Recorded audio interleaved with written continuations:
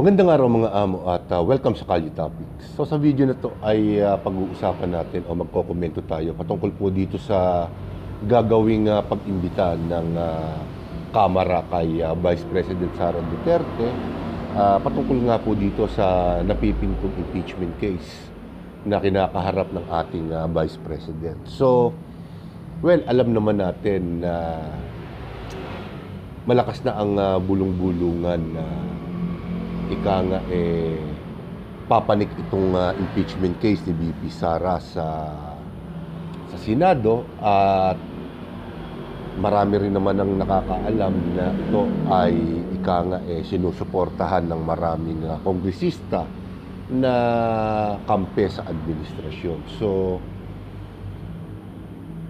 siyempre ang unang tanong dito, katulad nga nung sinabi ko, ay iniimbitahan nga ng Kongreso si VP Sara para ika nga magbigay linaw o magpaliwanag patungkol dito sa mga akusasyon na isinampa laban sa kanya. At well, ang unang tingin ko dito ay malamang ika nga, malamang sa hindi na rin sikutin ni VP Sara itong imbitasyon na to at ika nga pababayaan na lamang niya na pumanik ito sa Senado. Hindi ho ba? Kasi siyempre may mga balita na may mga kongresista, bagamat hindi natin alam kung ilan, kung gaano sila karami, ang hindi, parang hindi na yata susuporta dito sa ika nga sa impeachment case na ito. Dahil alam naman po natin na may certain na bilang para ma-transmit ang isang impeachment case papunta sa Senado. Around 100 something yata yan. So, may mga kongresista na hayagan ika nga na hindi sila susuporta dito. At well, napapanood naman natin sa mainstream media na nakikita na naman natin ang presence ni Representative Toby Tiangco. At actually, itong si Representative Toby Tiangco ay hindi ko masalat kung siya ay pro-admin o parang bumabaliktad na siya kay VP Sara. Pero ito, personal na opinyon ko lamang ito. Siyempre, maaaring maikatwiran ni Representative Toby Tiangco na siya ay para sa katotohanan. Pero siyempre, hindi rin natin maiaalis yung anggulo na siyempre personal na political survival din ni Toby Tiangco ang iniisip niya. Kaya nagpapaunlak siya ng maraming interviews sa mainstream media. At siyempre, may mga sinasabi siyang pahayag na ika nga parang sumasalungat din sa ika nga mga nagiging pahayag ng kanyang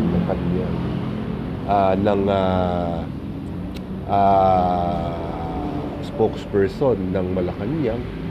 So, siyempre, para sa akin, yung diskarte ni Toby Tiangco, mainam, personal, hindi ho ba? Pero siyempre, hindi naman si Toby Tiangco ang paksaan natin, si VP Sara. So, well, katulad nga po ng aking iniisip, ng aking sinabi, malamang sa hindi na rin pagbigyan ni VP Sara yan. Dahil siyempre, alam naman po natin ang aabuti ni VP Sara sakalit pagbigyan niya o dumalo siya dito sa gagawing pagdinig ng isang paksyon ng Kamara na dumidinig o tumitingin dito sa impeachment case ni VP Sara. At alam naman natin na puro laban sa kanya yung mga ika nga magtatanong sa kanya.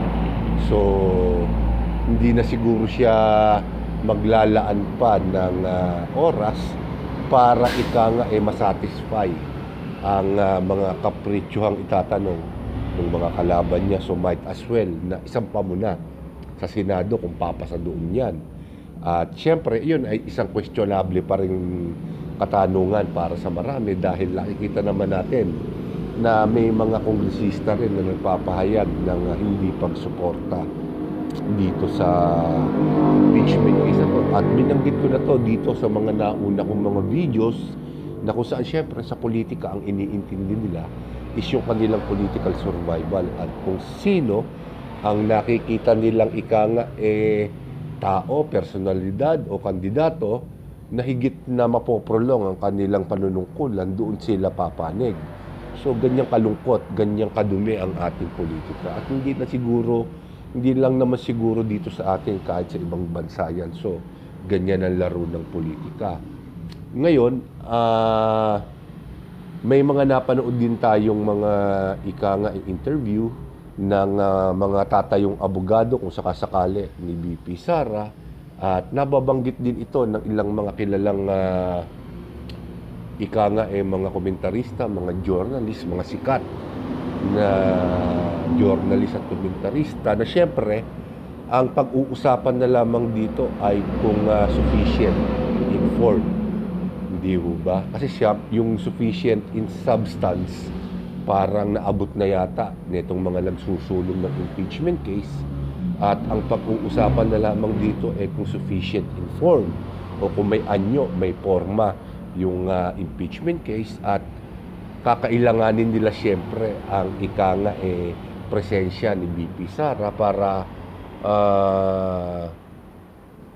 pasinungalingan lahat ng mga ibinibintang sa kanya at sabi nga ng tatayong mga abogado o legal team ni BP Sara ay ang unang magiging problema dito at sa tingin ko ang tanging magiging problema dito is syempre yung ebidensya dahil alam naman po natin na sa isang asunto, sa isang kaso, sa isang impeachment ang kailangan magpakita ng ebidensya dito ay yung mga tao na nag-aakusa sa isang akusado. So, kailangan ng ebidensya. Parang pagdating yata doon, parang medyo malabnaw ang tugon ng mga nagsusulong dahil sinasabi nila hindi pa naman ito korte at kumbaga dinidetermina pa lang nila kung magiging malakas o magiging katanggap-tanggap yung impeachment case dahil kung sa level pa lamang nila ay mukhang hindi tatayo, hindi ho ba? Hindi na nila siguro ipipilit. Parang ganun yung senaryo na aking nakikita at pilit na ipinararating sa atin netong mga kongresista na nagsusulong ng impeachment case ni BP Sara. More or less, ganun yung naiintindihan ko sa sinasabi nila. Pero katulad nga po ng sinabi ko kanina, iba naman ang opinyon ng legal team ni BP Sara at syempre kahit medyo hindi naman dapat banggitin ng legal team yung kanilang magiging diskarte sakalit pumanik na sa Senado at mag-umpisa itong impeachment case na to is yung ebidensya. So kinakailangan makapag-provide ng matitibay na ebidensya, witnesses, ang prosecution o yung mga kongresista na tatayong prosecutor sa impeachment court at syempre trabaho naman ng depensa ng legal team ni BP Sara na pasinungalingan yan. So kinakailangan muna makapag-submit ng ebidensya ang prosecution na sa ganun makakita o makahingi ng kopya ang depensa nang sa ganun makapaghanda sila. Hindi naman pwedeng hindi naman pwedeng bulagaan dito sa unang araw. Doon pa lang nila makikita yung ebidensya para mapag-aralan. So, ganyan. Parang pangkaraniwang korte, hindi ho ba? So, ipakita mo ang ebidensya para masuri ng depensa para mapasinungalingan nila. So, parang gano'n na nangyayari. So, dito, alam naman natin na ang pinakaunang dahilan kung bakit sinusulong muli itong impeachment case laban kay BP Sara ay parang madiskarel. Hindi ho ba? Madiskarel ang ang ambisyon ni VP Sara na maging presidente ng Pilipinas dahil pinoproject ng maraming eksperto na kung malalampasan ni VP Sara itong mga impeachment case na to at kung ano-ano pa sakasakalit meron pa mga problemang darating bago ang 2028 national election, nakalalamang na siya ang ang susunod na maging presidente. Kaya ngayon pa lamang, kaliwat kanan, harap at likod, ay binibengga na siya o iginugupo na siya ng kanyang mga kalaban sa politika kasi hindi naman pwedeng pasinungalingan, no, na wala nang laman ang balita natin sa pang-araw-araw kung hindi either ang gera sa Middle East, sa Iran, o itong impeachment case ni VP Sara. Totally nakakalimutan na natin o sadya talaga nakalimutan na itong mga maanumalyang korupsyon na nangyari at nangyayari pa sa ating gobyerno. So nakakita na, di ba, nakakita na ng magandang mapagtatapunan ng atensyon ang mga Pilipino at bibihira o kukunti na lamang po yung mga tumututok dito sa mga korupsyon na nangyari sa ating bansa. So nakatutok na sa impeachment at dito sa gera sa Middle East. Alam naman po natin na ngayon ay mahigit 100 na ang presyo ng diesel kung sakasakali itong linggong papasok, at halos mag-100 na rin yata ang gasolina. Di ba? Kasi hindi pa naman po ako nagpapagasolina, may motor ko ako. Pero nung huli ako magpagasolina, pina-full tank ko, hindi pa po nag-i-increase noon. At hindi ko naman ginagamit pa yung aking motor, kaya full tank pa. Di ba? Ini-start lang natin ng paminsan-minsan para hindi ma-discharge ang battery. So, alam naman natin na ang focus ngayon ng mga Pilipino at ng maraming tao sa buong mundo ngayon ang tumataas na presyo ng langis sa merkado. At syempre, pagka tumaas po ang presyo ng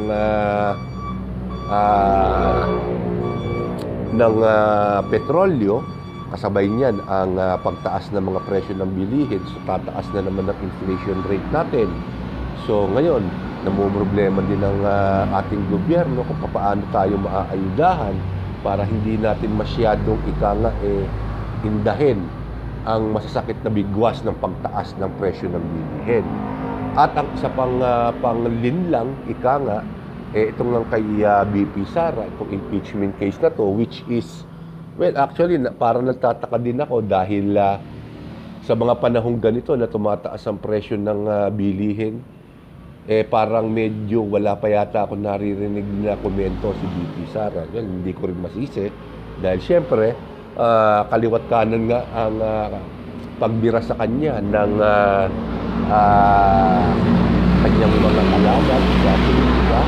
At syempre, itong ating mainstream media ay parang hindi rin siya tinatanong kung ano ba ang opinion niya patungkol nga dito sa gera sa Middle East at kung ano ang magagawa niya, question niya, para hindi naman masyadong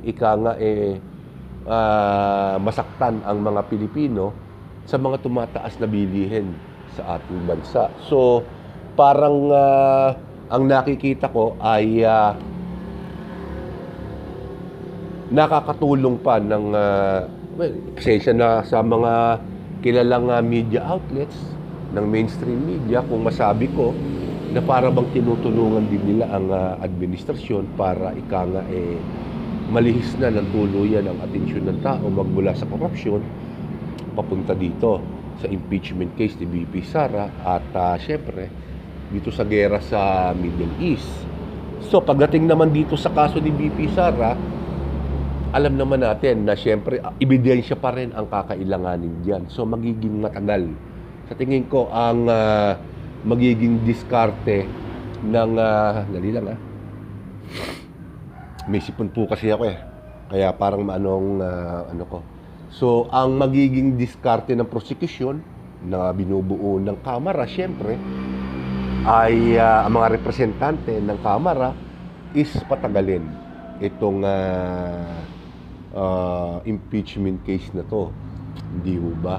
Kasi syempre, ang nakikita ko dito, the more na tumagal ito, the more na magkakaroon sila ng pagkakataon na unti-unti, kahit sabihin na natin hindi malaki, unti-unti, masisira nila ang kredibilidad ni VP Sara.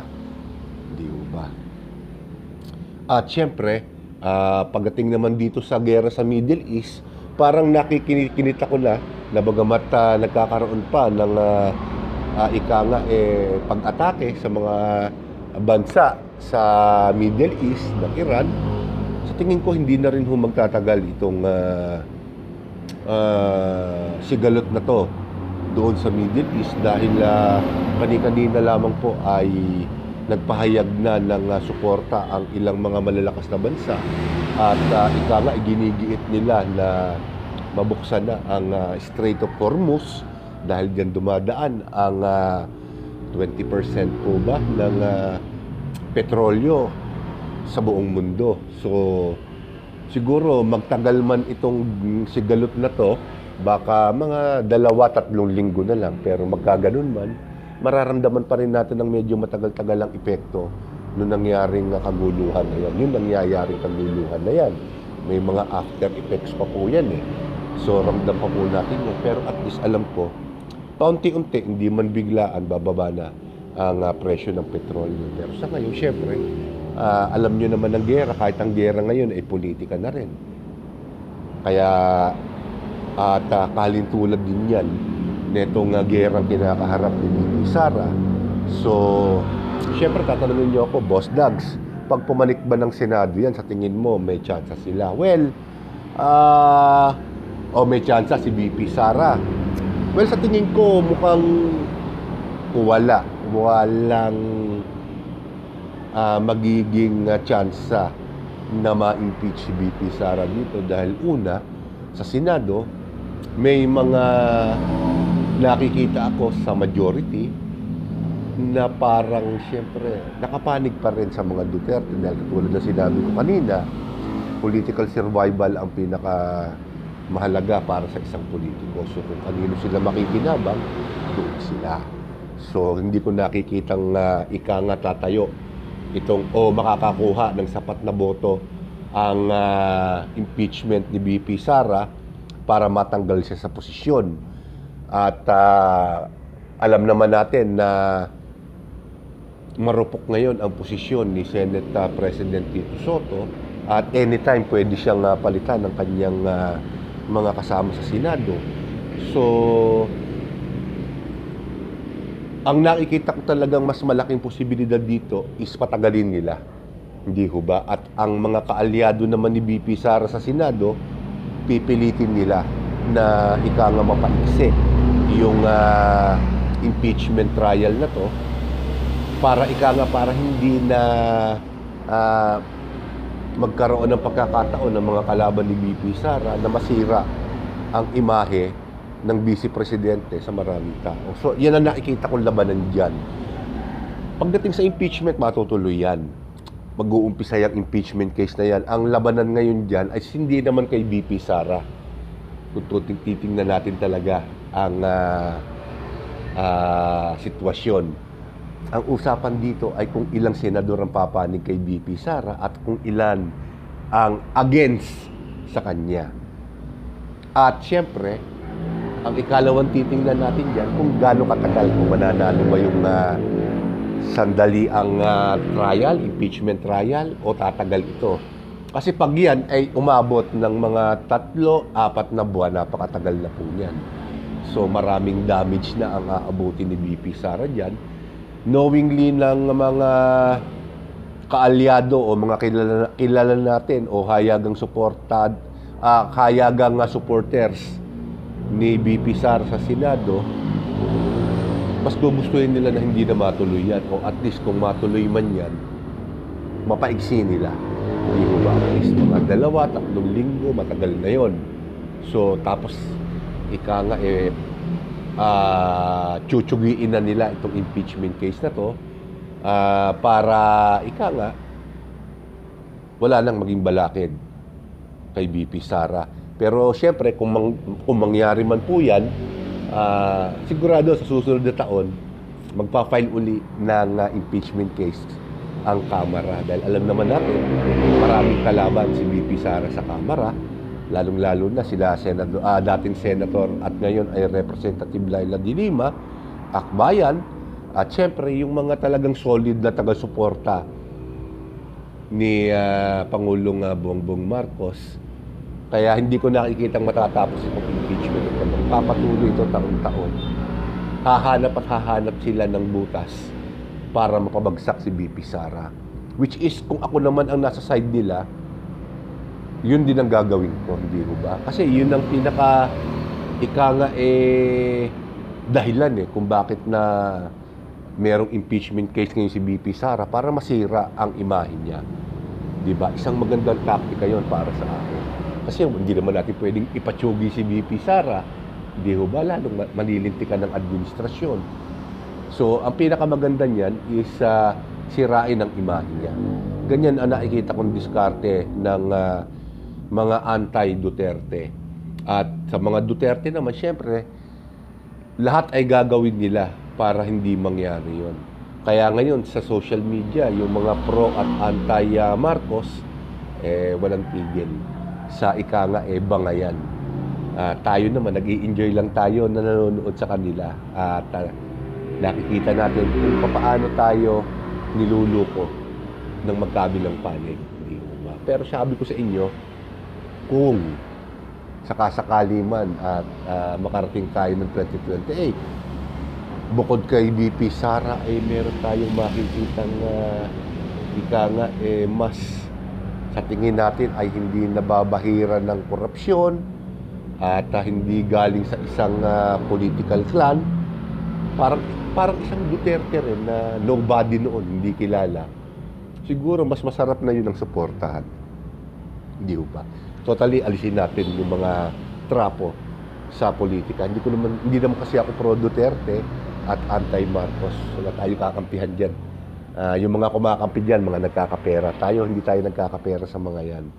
Kaya ako, ang isinusulong ko, bago, hindi ho ba? Kung may lilitaw sana na iba, na hindi suportado ng administrasyon at ng oposisyon, yung talagang parang Duterte noon na walang kakampi, mas masarap suportahan yun, mas masarap subukan. At least wala siyang kikilalanin. Wala siyang kikilalanin o tatanawing utang na loob maliban sa utang na loob niya dun sa mga taong literal, direktang bumoto sa kanya. So, dito ko na muna po tatapusin ang video na to at sa susunod ko pa po mga video ay ibang paksa naman po ang ating tatalakayin. So, maraming salamat po sa inyong lahat at magandang araw po sa inyo.